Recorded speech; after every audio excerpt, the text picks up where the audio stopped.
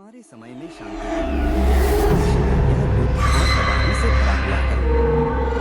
एक ऐसी कहानी जिसमें इंसानियत को बचाने के लिए समय और भविष्य से लड़ना पड़ता है। कहानी की शुरुआत होती है एक सामान्य दिन से, जब लोग फुटबॉल मैच देख रहे होते हैं और अचानक टीवी पर एक अजीब घोषणा होती है। एक टीम जो भविष्य से आई है, समय के पार यात्रा करने का दावा करती है।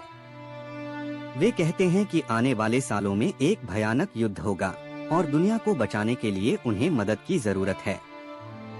इस संकट का सामना करने के लिए भविष्य के सैनिकों को वर्तमान समय में लाया जाता है ताकि वे इस विनाशकारी युद्ध को लड़ सकें। लेकिन इनमें से कुछ सैनिक सिर्फ ड्राफ्ट किए जाते हैं और उनमें से एक है डैन फॉरेस्टर, क्रिस प्रैट, जो एक अध्यापक है।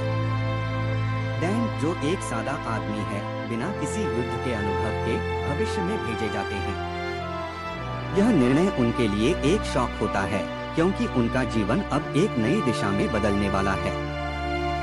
जब डैन और बाकी ड्राफ्ट किए गए लोग भविष्य में पहुंचते हैं तो वे एक अजनबी और खतरनाक दुनिया में फंस जाते हैं। दुनिया की आधी आबादी अब एक खतरनाक विदेशी प्रजाति, जो व्हाइट स्पाइक्स के नाम से जानी जाती है, के हाथों मारी जा चुकी है। ये दुश्मन अत्यधिक हिंसक और ताकतवर होते हैं।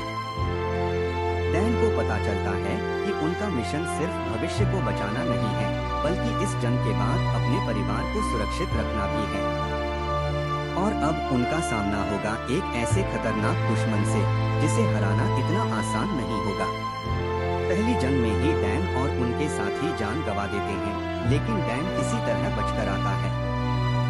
अब वह समझता है कि युद्ध सिर्फ उनके लिए नहीं, बल्कि उनके बच्चों और आने वाली पीढ़ियों के लिए भी है।